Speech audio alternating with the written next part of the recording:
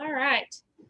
Hello, everyone. My name is Ashley Tennant. I am the Director of Financial Aid at Pierpont Community and Technical College. And today we are going to learn about financial aid. This is going to be a lot of information packed into an hour. And if you have questions, we're going to go over questions that you have. I am going to make it an interactive session. So I'm going to ask you guys questions and ask you to give me your input as we go. And if you need to stop me at any point, please feel free. If you have a question and don't want to interrupt in the middle of the presentation, throw it in the chat. And when we get to a stopping point, then we will definitely cover the questions as well. The first thing that I want to mention are the handouts that were mailed to everyone in the packet. And I just want to let everyone know that these aren't necessarily information pieces that you'll give out or that you'll need copies of. Most of them are available online, but they are pieces that are going to help you assist students as you start working with recruits and continue to work with your recruits. You're going to have students that come back to you time and time again. And we know that 90% of incoming questions for students when they are looking at prospective institutions are regarding how they're going to pay for it and their financial aid. So it is important to know how to give them information and correct information because financial aid can be difficult. The newest item and the first item that is in your packet is it's a flyer that we had made at Pierpont that I'm sure other schools have similar information or flyers, handouts. It's for the INVEST grant. And the INVEST grant is very new. So there are still a good bit of people that don't know what it is. The INVEST grant is considered free community college. And that information sheet will help you get students along the way that have questions about how to apply for the INVEST grant. At Pierpont, we are pushing we're close to $1.4 million to award in just the INVEST grant to West Virginia residents this year. So that was a huge asset for us to be able to have that funding to help students. So that is something that we want to push. And we know that last year, the ambassadors focused on the INVEST grant. So this year, working on recruiting and admissions in general, the INVEST grant is still going to be a huge part of that, a huge piece of that. Some of the other information that you have is just financial aid 101 information from the state and federal levels, and college preparation checklist that will help students along the way with tasks that they need to complete when they're looking at institutions that they want to apply for. The last two pieces of information that are in your handouts are questions regarding homelessness and whether students are dependent or independent. This is really important for the ambassadors that are going to work with those incoming students, because a lot of students think that when they turn 18, they're on their own and they're just going to go to college and they're going to get money to pay for it, grant money, and that's not the case. So a lot of your students that are applying, especially at the community college level, not so much at the university level, but at the community college level, there are many students that have this misconception and they need guidance. There are also many students who have questions regarding homelessness. That has increased in our state drastically over the past 4 or 5 years. And the federal government has put out these documents to help those students decide if they are truly homeless, what is the determining factor there and what they can do about it when they don't have to use their parent income and information, family information. So you have all of those handouts, and if you have any questions about them, feel free. My contact information is in there as well, so feel free to let me know. And will someone tell me, before we start the PowerPoint presentation, will someone tell me in a nutshell what financial aid is to you, what financial aid means to you as a college student?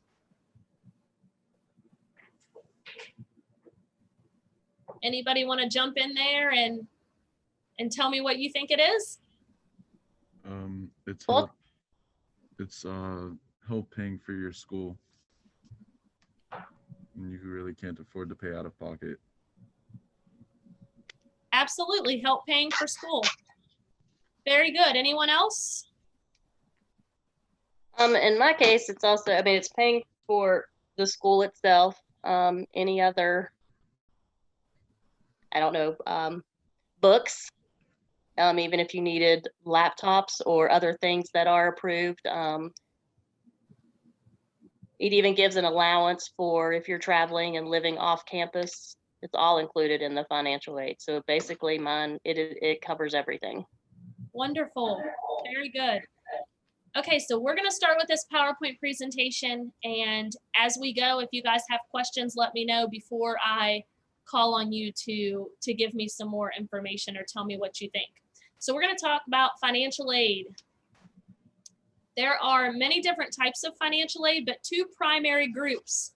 You have need-based aid, which is aid that is based on income or your financial need. And we'll talk in a little bit about how that's determined. And then you have merit-based aid, which is financial aid that is based on a grade point average or other accomplishments of the student. And that can be prior to entering into college, or it can be during college as a continuing student. Within those two broad categories of financial aid, you have several different types of aid, and those are made up of grants, which can be federal or state, scholarships or tuition waivers, which come from multiple areas, federal, state, institutional, or third-party external scholarships. There's the federal work-study program. There are loans, and there are many loan options as well. So you have subsidized loans, unsubsidized loans, parent loans. Those all come from the Federal Department of Education. And then you also have alternative lending, which are loans that you can receive from alternative lenders to attend. And colleges are not required to participate in alternative lending. So you want to be sure that you check with your institution before you work with students to determine if they accept alternative loans or not. And then there's some miscellaneous aid where there are third-party waivers or employer payments. And those are not funds that typically come directly to the financial aid office, but they are counted as financial aid. So you have to make sure that when you're, like if your employer does a repayment or a payment for you towards your tuition, that the financial aid office knows about that, because it does get calculated into your financial assistance.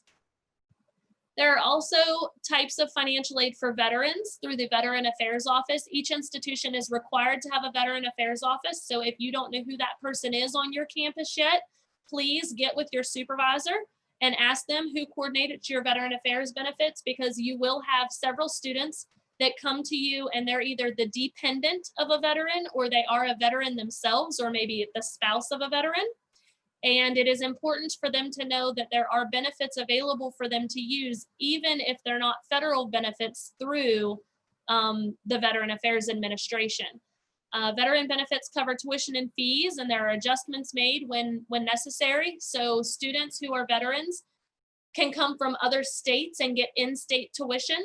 That is part of West Virginia's legislature. So they can definitely get West Virginia resident tuition.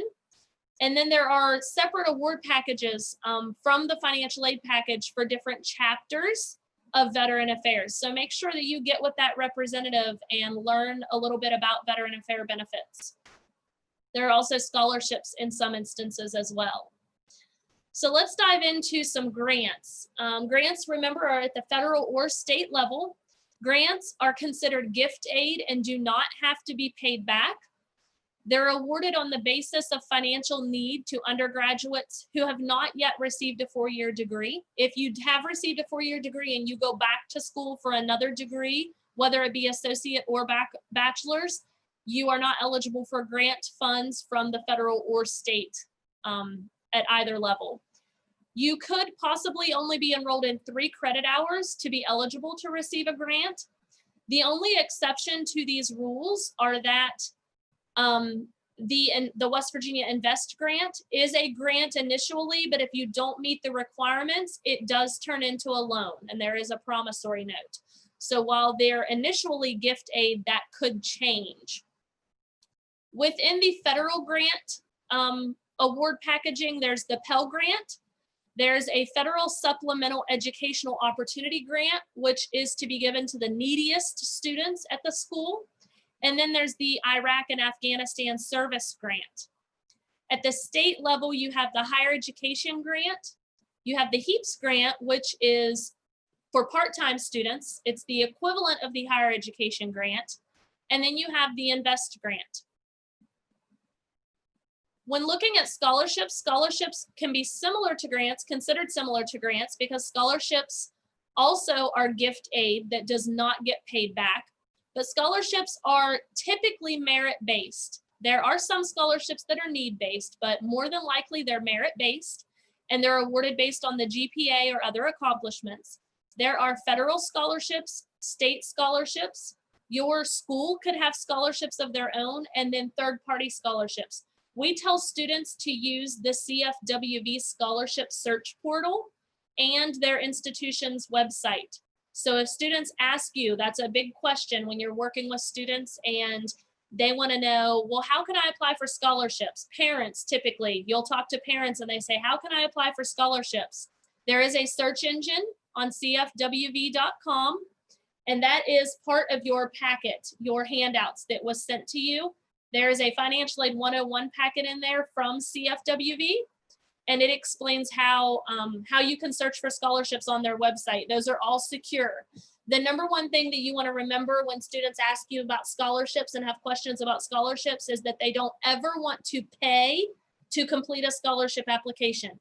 If they do a Google search and they find a scholarship and they're real excited about it and it says, oh, pay $50 to fill out your application now, that is a big red X. They don't ever want to, you don't ever want to encourage a student to do that. Tuition waivers are very similar to scholarships, only they're need-based the majority of the time. In some instances, they are merit-based, but they come directly from the institution. They don't get repaid, so they're gift aid. There are tuition waivers from the federal, state, and institutional levels. The majority of the time, these will be institutional.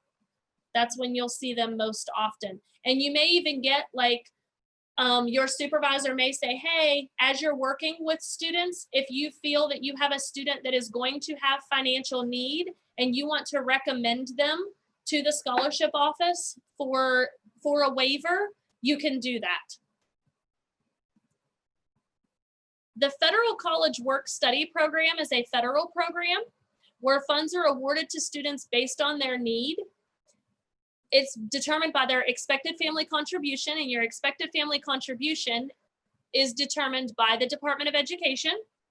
Work study earnings are not applied to tuition or other institutional charges here at Pierpont. It is a paycheck that you receive every 2 weeks. A student can request that funds be applied directly to their account. We have never done that here, but the federal government does allow that to happen. Students are allowed to work up to 20 hours a week, and the pay is allowed to vary as long as the student receives a federal minimum wage pay. So do any of you have experience with federal work study? Have any of you, prior to being an AmeriCorps member and being in this ambassador program, was anybody ever a work study student? I was, yes. Is that Stephen? Yes, ma'am. Okay, how was that experience for you? It was fun. It gave me like a little part-time job while I was going to school, and then I was on campus every day working, and then I had my classes most of the time the same day, so it worked out perfect. Did you work in an office setting, or were you in like it was office. I helped the IT, like moving the computers around and helping install them. And very good. Okay. So let's talk about loans for a minute. A loan is not gift aid. A loan is money that is loaned to you that you have to repay. And in most cases, students have to start repaying their loans 6 to 9 months after they graduate, withdraw, or drop below 6 hours. There are serious consequences if a student does not repay their loan. You can have your wages or tax returns garnished. It will affect your credit. So it is very serious if you do not pay the student loans back. And we try to teach students about loan borrowing and be as involved as we can, because we don't want students to accrue a ton of student loan debt that then they can't support paying back once they obtain their degree. A student must be enrolled in 6 credit hours to be eligible for loan assistance. So you cannot only take one class and receive a loan. So with all of that financial aid, now I'm going to tell you how you get that financial aid. How do you apply? So as you all know, if you are students or were students, that the very first thing you must do to be eligible for financial aid is complete the FAFSA. The FAFSA is the free application for federal student aid. It must be done annually, so you have to do it every year. It must include parent information if the student is dependent, and that's where that dependent versus independent handout will help you answer those questions for those students. There are state deadlines that require a FAFSA submission date, as well as separate applications that can't be submitted until you have a FAFSA on file. And then you must include prior year tax information. Prior is 2 years past. So for the 21-22 FAFSA, you have to have 2019 tax information. That doesn't vary, and there's no exception. So if you fill out a FAFSA, it must include 2019 tax information for the new 21-22 year. However, if things have drastically changed, your school is going to have an option for you to be considered for like a special circumstance more than likely. And we'll talk about that here in just a little bit. You also need to make sure you put your school code on the FAFSA. And if you don't know the school code, the student can look it up.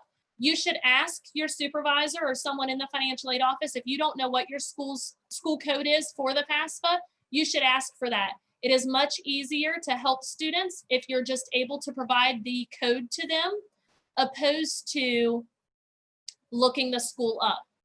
Who can tell me how many schools you can put on your FAFSA at a time?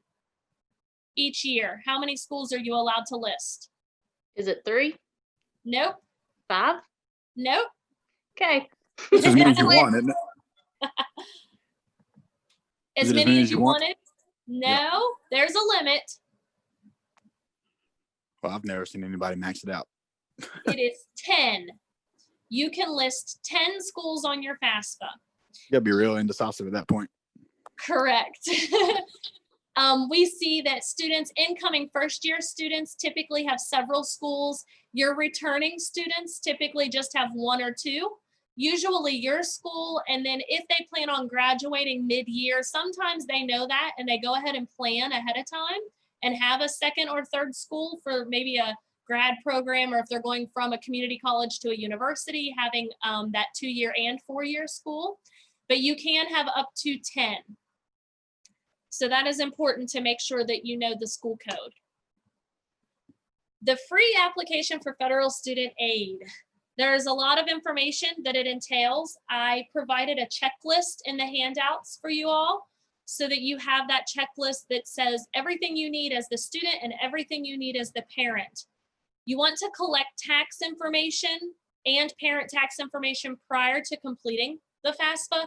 I tell students if they're able to look at a tax return, even if they're going to use the data retrieval tool and link directly to the IRS, you still want to be sure that you have the tax information in case it asks questions about line items that don't transfer from the IRS.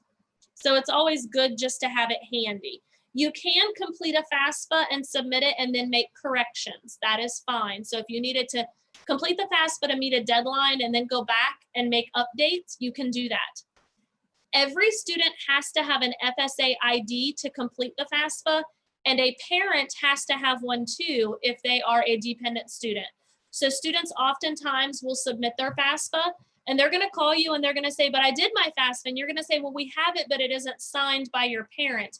And they think there's a misconception that if they sign it, that it only needs one signature. And dependent students have to have 2 signatures, one for the student and one for a parent. I listed the website where you complete the FAFSA. If you search FAFSA, I tell students the same thing as I tell with the scholarship applications. Do not pay someone to complete your FAFSA for you, ever. There are a ton of consultants and individuals that list themselves as FAFSA preparers that will charge you when you can go to any public institution in the state of West Virginia and they're going to help you at no charge. So we tell all of our students, especially our high school students, where we have parents that are concerned and want to make sure it's done right. We tell students, come to us, we will help you. There are virtual webinars. The state CFWB, which is the Higher Education Policy Commission, they have a calendar on their website that shows all of their sessions, and they also record their sessions. So there's step-by-step walking through the FAFSA, everything you need to know about completing that online. The FAFSA is available October 1st for each upcoming year. So the FAFSA for 2021, 2022 is already available, and we encourage students to go ahead and start applying now. There is a March 1st deadline for the Promise Scholarship in West Virginia. There is an April 15th deadline for the Higher Education Grant. These deadlines were adjusted last year because of COVID, but this year they are back and we're used to it now, and we've made adjustments, so everyone should adhere to those deadlines. You can also find those deadlines on that state website, cfwv.com. That is a very useful, helpful website. And one thing I don't mention in the PowerPoint that I will tell you about now is that on the CFWV website, they have a chat bot. His name is Sam, and you can ask him questions for your students. So if somebody has a question, I always tell my staff, if somebody has a question for you and you don't know the answer, just tell them that you'll get back to them. Don't tell them you don't know. Tell them that you'll get back to them with an answer, and reach out. If you can't reach out to another coworker or staff member, then go to CFWV or ask someone at the Higher Education Policy Commission. So for you all as ambassadors, you definitely could go to your staff members at your institution to get answers to those questions, and they could help you, even if it's to go to the chat bot and ask Sam. Sam knows answers to hundreds of thousands of questions he's been pre-programmed for. We tell students the longer you wait, the less aid is available. So apply as early as possible. Dependent versus independent, I keep bringing this up because it's going to be one of the main questions that you receive. The federal government states that students under the age of 24 are considered dependent, and they must provide parent information on their FAFSA. Students that are considered independent do not need their parents' information, but they must meet one of the following criteria. They must be an orphan, ward of the court, or in foster care after age 13.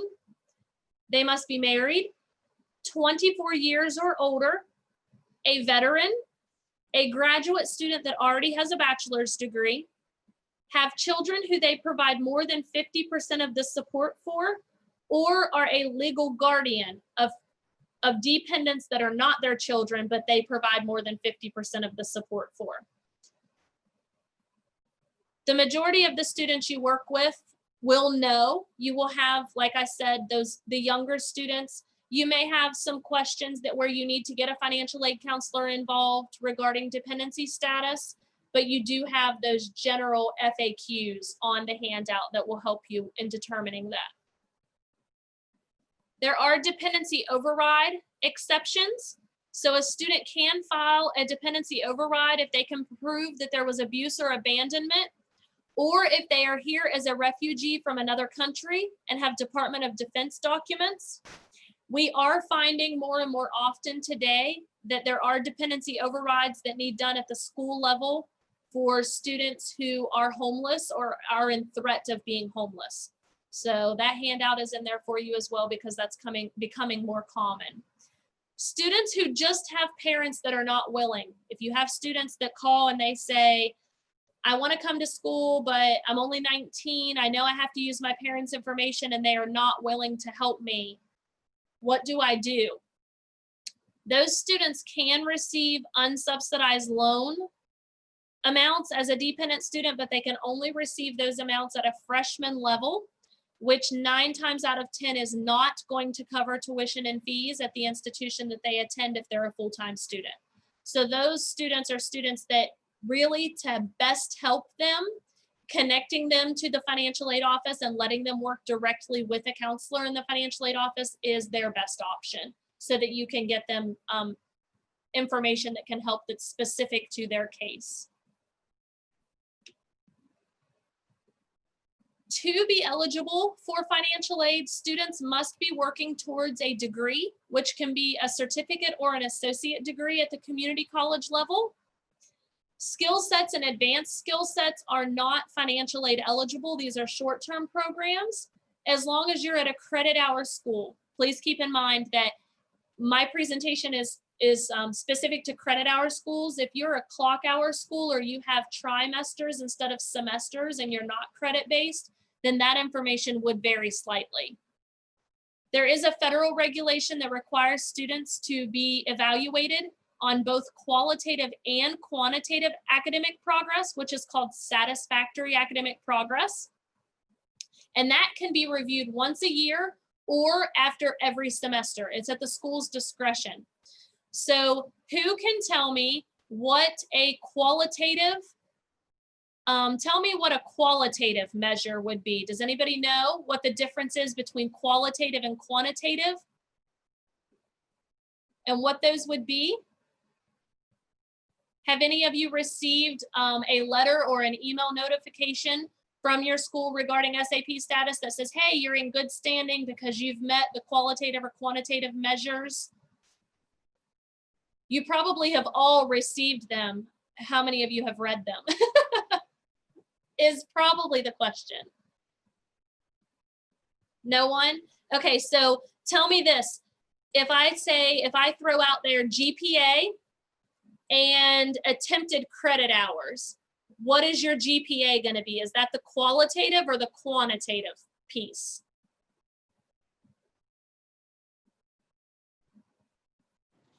Qualitative. Qualitative, yes. Your GPA is the quality, it's the qualitative. Your hours are the quantitative.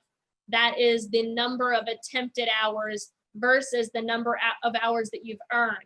So students cannot, to keep students on track and to follow through with your students once they've started, if you're helping them through their semesters, you want to make sure that they understand that yes, they have to meet a GPA requirement, but in addition to that, they also want to make sure they aren't attempting a bunch of hours and just withdrawing from the classes, because that will catch up with them as well.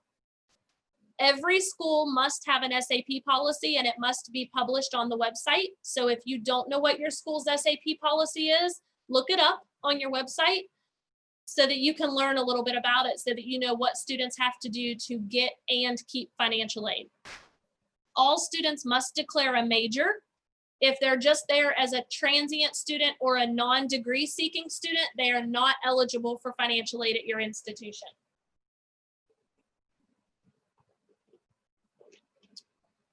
All right, once a student has completed their FAFSA, they're gonna get a student aid report. This is called a SAR report, and it is sent directly to the student from the Federal Department of Education. The FAFSA is received, it's what we call an ICER. So it's the institution's student report. The student aid report goes to the student and the institutional report goes to the institution. And then your institution is going to communicate to the student. A lot of that communication you as ambassadors are probably going to help with, I would assume, as far as helping with the recruiting process and the admissions process. Part of that is knowing what the next step is for each student. So you're going to have communication that's sent to the student via mail or email, and it's going to tell them what their next steps are. Were they selected for the verification process? Do they have outstanding requirements that they need to get turned into you? And they're going to receive something that tells them what their budget or cost of attendance is, as well as their award package that is created. So when Michelle was telling us earlier about all of those things that financial aid can pay for, such as tuition and fees and books, it can pay for housing and utilities if you're living on campus, room and board. Room and board will always be off campus for all community colleges with the exception of Pierpont. Pierpont does have an on-campus living allowance, living option. We do share dorm rooms with our sister university. So that is an option for Pierpont students only. All other students are off campus or with parents, those options with relatives. The cost of attendance or budget that is created has those housing options, and then it has the tuition and fees, books and supplies, the room and board, transportation, and miscellaneous. Can anyone tell me if there's anything else? Michelle already told us laptops could be factored in. That is true on a one-time basis. You can only claim an allowance for a laptop one time during your college education per institution, obviously, because we're not going to know. So if you transfer schools, you may end up getting that twice, but per institution, you can claim that one time. There are a few other things. Does anybody know what else could be included? Let's say I'm an independent student and I have children.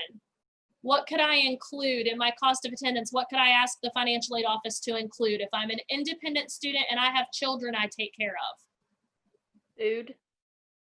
Food? That could be, yes, childcare is a big one. So food is already built into the miscellaneous, which at a lot of institutions is considered personal, but childcare can be built in. So as you're working with students, if you have a student that says, you know, I really am interested, I want to come, this is what I want my major to be, but I would have to come to school 4 days a week, and I have children at home that aren't school aged yet, or that, you know, with COVID are school aged, but I would need care for them. You can build into their cost of attendance an allowance for childcare. They would need to provide documentation for that. So once they have their budget and cost of attendance, then they have an award package created. And the award package talks or includes all those things that we talked about: grants, loans at the federal and state level, scholarships, institutional aid, which could be waivers or scholarships. All of that information is built into the award package that is created, and that is sent to the student directly. First-time students typically receive that via mail. Returning students either get an email, or some institutions still mail paper award letters, and then the students have to acknowledge that they accept that financial aid. So all grants are automatically awarded to students because they're free aid, but any loans, the student would have to actually accept or decline on their own, whether they do that in writing or through a system. We have what we call ROAR at Pierpont. That's a self-service system that is attached to our database. And that's where our students log in to see all of their information, and that's where they accept or decline their financial aid. There are calculations that are done within the process for a student to be awarded. And some of the calculations are done at the Department of Education and some are done at the school. So the Department of Education calculates the expected family contribution. There are many pieces from the FAFSA that go into that, such as the income of the student and or the parents, how many are in the family. You could have equal income, and let's say that Jordan and Trenton have the same income, but Jordan has 6 siblings, so there are 9 of them in his family, and Trenton has 2 siblings, so there are 5 of them in his family, including parents. Their expected family contribution is going to be different because the factors that are built into that calculation are different. So there is not an across-the-board answer for all students. So take that away from this presentation and let that help you when you're working with the students, knowing that there is not just a blanket answer for financial aid. You can't say, oh, well, all students that fill out a FAFSA get $6,000 in Pell Grant, because that's not true. It is based on every individual student and their specific situations. So we can't, oftentimes you will find someone will say, well, my best friend got X amount of financial aid and I want to know why I don't have that, or why can't I get that grant too? So that will help you work with the students. The school then calculates that cost of attendance. So you take that cost of attendance and whatever the need is, you subtract out that expected family contribution. And that gives you the need. Does anyone have any questions yet? Let's take a breather and see. Tell me what you're thinking. Questions, concerns, things that you didn't know, something that is good that you've learned so far, anything. Talk to me a little bit.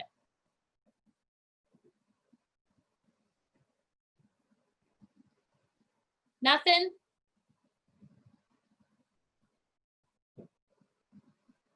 Everybody fall asleep on me? No, I mean, so far you're doing great, covering all the bases, I think. So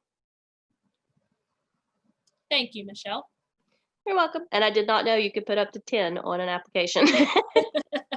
I really thought, is there not anything that there's a limit of like 3 schools or something? Or is that like transcripts or something? 3 copies. You can request 3 copies of your transcript at a time. Maybe that's what I was thinking.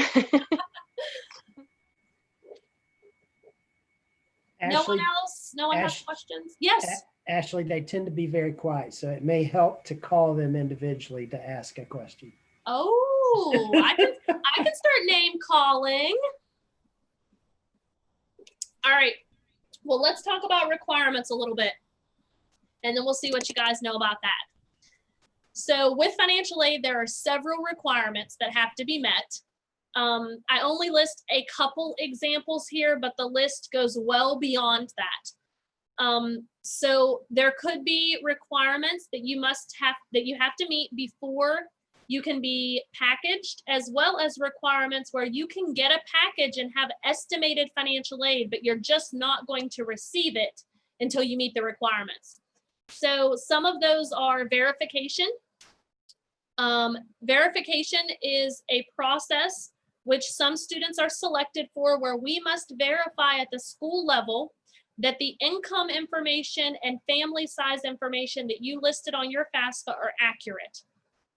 So if you said there were 4 individuals in your home and 1 going to college, and you said that you made $100,000 a year, you're gonna have to fill out a worksheet, a verification worksheet, and provide a copy of your IRS tax transcript so that we can verify that to the federal government.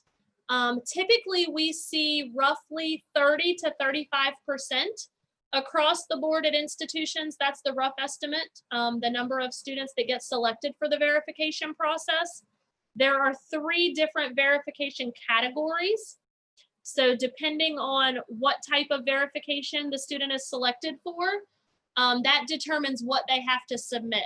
So if a student would contact you and say, oh, I have this verification worksheet that I got in the mail that I need to fill out, you would want to make sure that you either know how to look in the system, or you can get them to the financial aid office so that they can help determine what documents that student needs to provide. For the male population, selective service is a requirement in order to receive federal financial aid. So if you want to receive what we call Title IV funding, financial aid from the federal government is called Title IV funding. And if you want to receive Title IV funding, you must register with the selective service. There is a question on the FAFSA that asks if you're registered. And if you are not, it asks, do you want us to register you? Do you want us to do that on your behalf? And the student can mark yes if they have not registered yet. The FAFSA does check, they do Social Security checks for each student, as well as Department of Defense checks, and they do selective service registration checks. So that is something that is checked when the FAFSA comes in. Also, a requirement could be transcripts from other colleges. High school transcripts is a big one for your incoming students that are just graduating high school. They cannot be awarded things such as the higher education grant or some other state aid until we have high school transcripts. So that might be something that is required. As far as high school completion on the FAFSA, that is a question that is self-certified. So that information is not verified unless you are selected for verification, and it has to be verified because the Federal Department of Education says they assume that the admissions office requires that information. So on the FAFSA, the student just has to list the school that they attended and whether they have a high school diploma or if they got a GED or a task. certificate. So that information is self-certified. There could also be additional requirements such as loan requirements or a supplementary application, a supplemental application to the FAFSA. The HEAPS application is one of those. So students who are not full-time but are West Virginia residents, if they want to receive the HEAPS grant here at Pierpont, they have to fill out another application to receive that. That is not a requirement to receive all financial aid, just that specific aid type. With the loans, the subsidized and unsubsidized loans that I mentioned earlier, subsidized loans are need-based and they have annual limits and aggregate limits, as well as a SULA requirement. That isn't anything that I'm going to talk in depth to you all about, other than annual means yearly, annually. So that is a yearly loan limit that students have. An aggregate loan limit is over your lifetime. So that is at any school, if you're a transfer student and you've been to multiple schools. So if you're working with transfer students and you're recruiting them and they say, oh, I think I've borrowed too much money, so I don't know if I could come to school. I don't think I'm financial aid eligible. That's what they're talking about, is that aggregate loan limit. And we do see that at community college for students that come back for multiple degrees that have already attended other institutions, especially a university for a bachelor's degree or a graduate degree. There are also parent loans and alternative loans. And like I said, I'm not going to go into detail about any of these loans. I just want you to know that there are loan options in addition to the subsidized and unsubsidized. The difference between them, as far as the subsidized and unsubsidized, is that the government pays the subsidy on a subsidized loan. So that means that there is no interest that accrues while you're in school. It doesn't start until you're done with school. Opposed to the unsubsidized loan, the parent loans and the alternative loans, they all accrue interest while you're in school.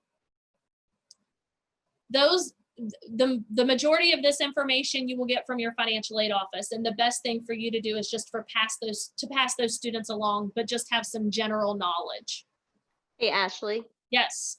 Man, I just, as far as for the ambassadors, Yes. I don't know if it's something that they already are aware of, but like when we get our education award, that you can request that be paid to the unsubsidized loan first. So it's paying the ones that are accruing interest first. Nice. That was nice. That was good information. And I don't know if everyone is aware of that. So Absolutely. That's wonderful. All right. So the SAP process that we talked about earlier. So the quantitative and qualitative measures we talked about. This is Pierpont's process, so I'm not going to talk about it in depth. Just know that there are appeals. So there is a deadline for each semester, typically, if your school awards by the semester. At Pierpont, a student can have 2 appeals, and that is it. So if they have already appealed financial aid twice, and their appeal, whether it was granted or denied, if they completed the appeal process twice, they just are no longer financial aid eligible if they're not meeting the requirements. And it really goes hand in hand with the academic side of the house. So if a student is not meeting SAP, they also are on probation or suspension on the academic side of the house too. They're never going to be in bad shape for financial aid purposes, but still be in good standing with the institution academically. So those two processes go hand in hand. And 9 times out of 10, if a student is on probation on the academic side and they have issues on the financial aid side where they're on warning or they're in a bad semester, then they would have to appeal that process, maybe on both sides of the house, maybe academically and financial aid wise. Our procedure for processing is changing in the future. I feel like it's ever changing at all institutions. So the takeaway here is just to know your school's policy so that you can help those students to the best of your ability. Do some research on that. Sticking to the additional requirements and what you have to do, if a student borrows a loan, they have to complete entrance counseling. If they borrow a federal subsidized or unsubsidized loan, That is a requirement. It is done online. And it basically, the entrance counseling has you learn about the loans and how the process works, how to manage expenses as they relate to your education. It tells them about other resources that can help them pay for college, as well as learning about the rights and responsibilities of borrowing money to help you pay for school, what you can and cannot do. The master promissory note goes hand in hand with the entrance counseling. It is a legal document that students must read and sign that acknowledges that they promise to repay the loan and that they understand if it accrues interest and if there are any fees. It is an official agreement between the student and the Department of Education, which they consider the Department of Education the bank. That's who lent them the money. With the entrance counseling and master promissory note, every student that comes to your institution will have those requirements if they accept a loan.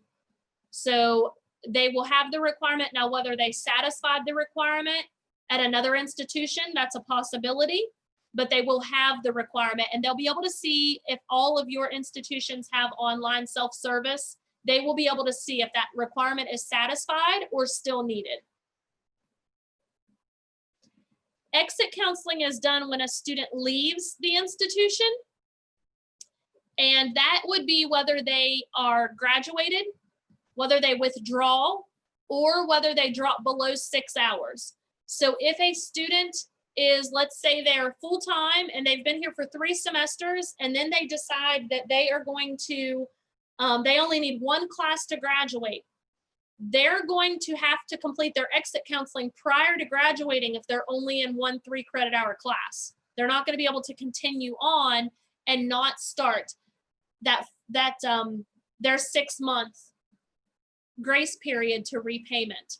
So keep that in mind. I don't know that it will come up with you guys working a lot with recruitment, but even for your own knowledge, keep that in mind if you borrow loans. The exit counseling procedure is that letters are mailed and completion is tracked. There are workshops that we are offering at Pierpont in the future. I don't know what your institutions do. A lot of institutions just require the student to do it online.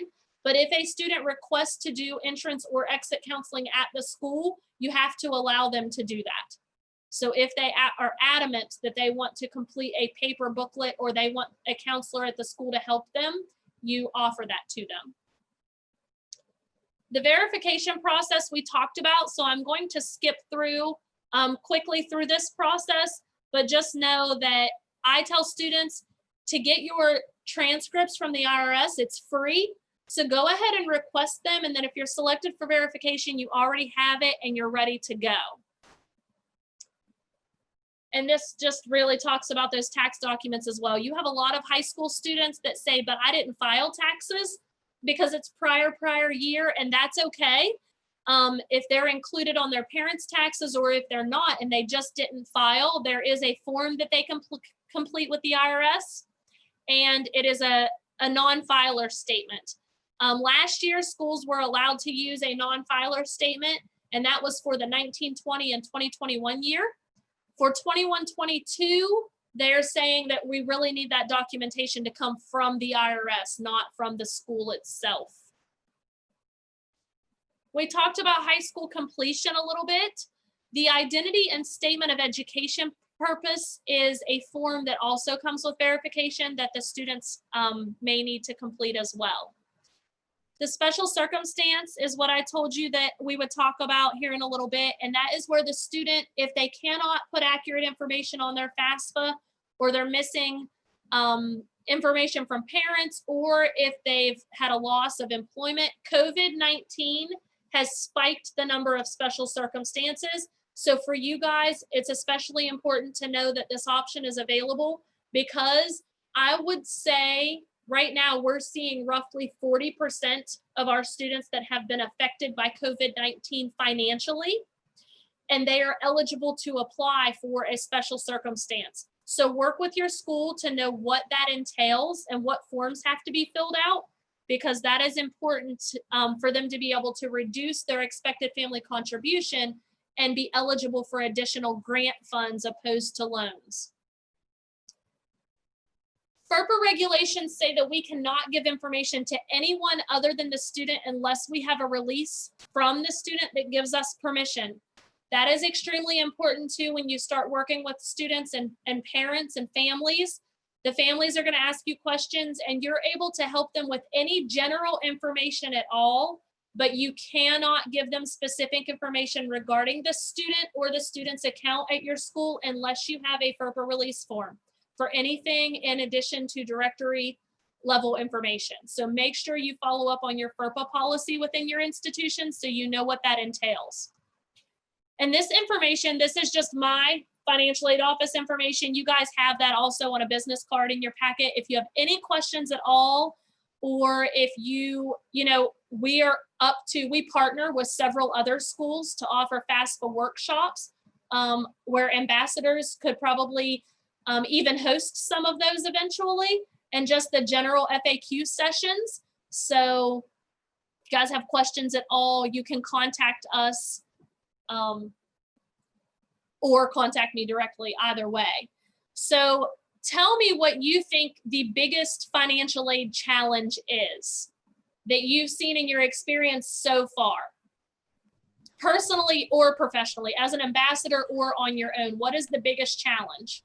The biggest challenge I seem to always run into is when you have a student come in and when they have to have their parents' information, but they don't either speak to the parents anymore or the parents won't give it to them, stuff like that, then you got to work around all of that completely. Yes. That seems to be always the biggest hassle that I run into. Yes. Jordan, what do you think a challenge is? Really just learning all about the FAFSA, like as an overall perspective. Like for example, along with the FERPA and the parents not be able, if the student and the parent don't speak anymore, then we're gonna have to look further into financial aid and how to assist that student. Yes. Tell me what you think a good thing is. What is a positive? All these grants, the higher ed grant, the Pell Grant, the Promise, it helps people not get themselves in loans in situations that they struggle to pay it back. Absolutely. Anyone else have anything to add there?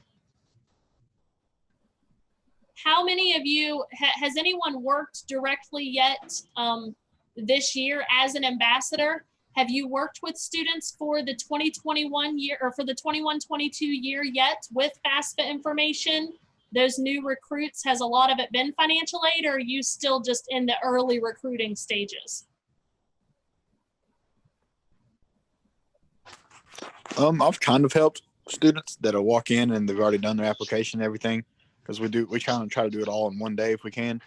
We'll have them sit down in our office and we can walk them through the whole financial aid and the whole FAFSA all right there. Very good.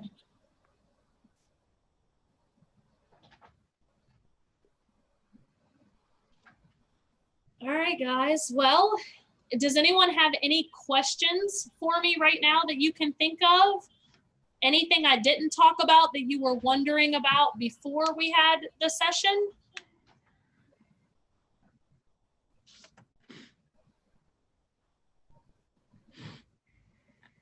No.